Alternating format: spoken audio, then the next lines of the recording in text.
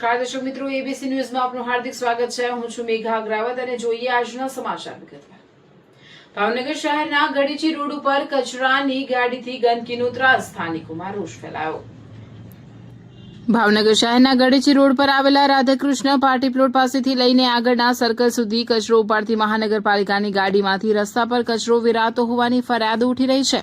સ્થાનિકોના જણાવ્યા મુજબ ગાડીમાંથી કચરો સતત રસ્તા પર પડતો રહે છે, છતાં ડ્રાઈવર તેની અવગણના કરીને ગાડી આગળ ચલાવતો રહે છે।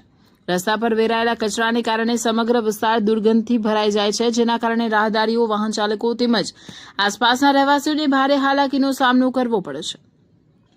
ગંદકીના કારણે સ્વચ્છતા પર પણ પ્રશ્નો ઉભા થયા છે અને રોગચાળો ફેલાવાનો ભય સ્થાનિકોમાં જોવા મળી રહ્યો છે।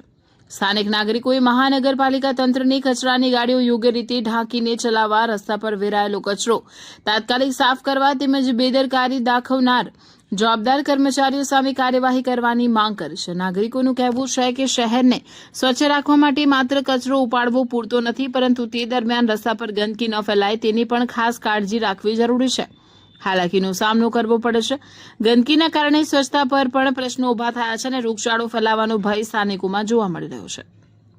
સ્થાનિક નાગરિકોએ મહાનગરપાલિકા તંત્રને કચરાની ગાડીઓ યોગ્ય રીતે ઢાંકીને ચલાવવા, રસ્તા પર વેરાયેલો કચરો તાત્કાલિક સાફ કરવા તેમજ બેદરકારી દાખવનાર જવાબદાર કર્મચારીઓ સામે કાર્યવાહી કરવાની માંગ કરી છે। નાગરિકોનું કહેવું છે કે શહેરને સ્વચ્છ રાખવા માટે માત્ર કચરો ઉપાડવો પૂરતો નથી, પરંતુ તે દરમિયાન રસ્તા પર ગંદકી ન ફેલાય તેની પણ ખાસ કાળજી રાખવી જરૂરી છે।